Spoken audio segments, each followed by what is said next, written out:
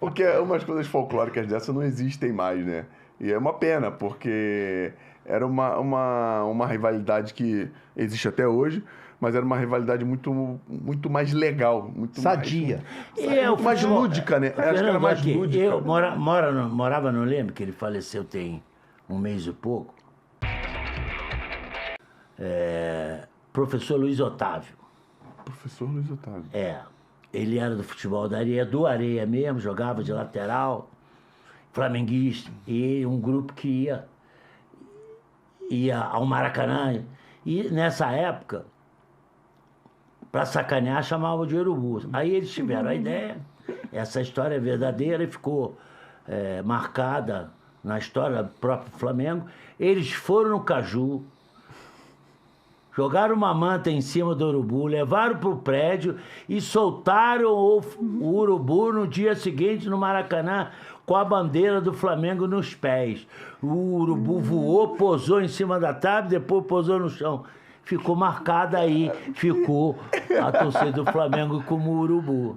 Caraca! Aí depois o Enfield criou o personagem, o outro criou o personagem. Então era a gozação de fazer de um limão uma limonada boa. O cara recebe aquilo. Sacaneava a favela, silêncio na favela. Então, isso é gostoso. Não, é gostoso pra caramba. caramba. Eu tô contando dos dois lados, porque é importante isso, para não dizer que eu estou puxando para cá ou puxando para lá, mas a história do futebol, por isso é a paixão nacional. Por isso é a paixão nacional. Você falou do Eurico. Como é que era a relação do Eurico? O Eurico é um cara icônico, o Anselmo é apaixonado pelo trabalho do Eurico, e eu acho que o futebol Quando falar de dirigente, tem que... deve muito a Eurico, a forma como ele lidava com amor ao Vasco. Como é que era a tua relação com ele? Porque todo mundo fala uma coisa dele que eu não vou falar para não te influenciar. Como é que era a tua relação com ele? Para mim, existem dois Euricos. Um que eu devo muita coisa, primeiro me convidou. Apesar de ser o presidente Antônio Soares Calçada, mas quem que deu o ok, o aval final, mas o primeiro convite parte do Eurico. E nessa época ele era considerado pé frio. Era. E eu brinquei, também joguei com isso. E tem coisas que você tem que saber usar. Né? O baralho tá na tua mão, não pode ficar com as de bobeira. Não. Aí eu vou te fazer o maior dirigente do Rio de Janeiro. Mexeu no ego dele. Mexeu lá. Era a minha chance. Sim. Tá de prova aí até o Paulo Gione, porque eram os três. Verdade, o Paulo tá aí até hoje. E o Eurico foi um dos maiores dirigentes de futebol que eu tive. Ele tinha do atleta a confiança, ele dava ao atleta a oportunidade do diálogo, ele, o que falava, cumpria.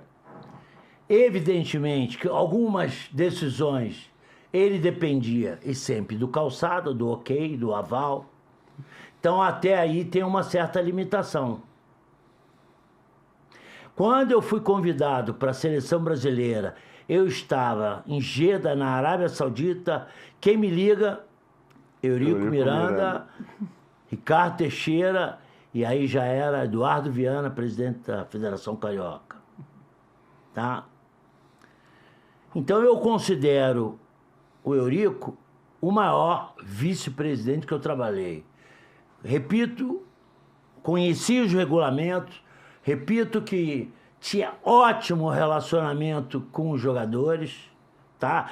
Assistia a tudo, não te perguntava nada, nunca me pediu uma escalação ou que eu antecipasse, nada disso. Botava um tapume em situações que chegavam. Quando botava ele, botava o próprio Calçada. Entendi. Eu, nessa convivência que tive. Mas, evidentemente, depois na seleção, eu vejo com uma certa... Como a gente falou lá atrás, trabalho de equipe, de ter muita gente envolvida. Tem o campo, tem comissão técnica, tem os jogadores, tem a direção com o seu trabalho de tamponar, de blecar, de bloquear coisas que podem chegar, que vão atrapalhar o ambiente. Botou minhoca na cabeça do jogador, pode ser pode ter certeza que vai dar alguma coisa errada. Atrapalha. Selecionar jogadores, conviver, uma época difícil. Não? Hoje, para o Vasco é muito mais difícil, mas para outros clubes aí a coisa está muito mais profissional. Montagem de captação de recursos, captação técnica. Então, o Eurico foi muito importante para aquela história ali que eu faço parte do Vasco, que ganhou muita coisa. Você vê, ganhou muita coisa ele como vice-presidente. Depois, aí ele se transformou em presidente e político. Então, aí já não era a mesma pessoa. Aí tivemos... Eu trabalhei com ele como presidente, já não era a mesma atenção. Não era 100% focado ali no objetivo do futebol. Então, o Eurico, para mim, é um dos maiores vice-presidentes de futebol que eu convivi. Porra, bom ponto isso aí, né? Repito que isso é minha verdade. Não, perfeito. Cada um pode ter a sua, Não, seu ponto. conceito, mas eu considero assim. Não, muito bom ponto.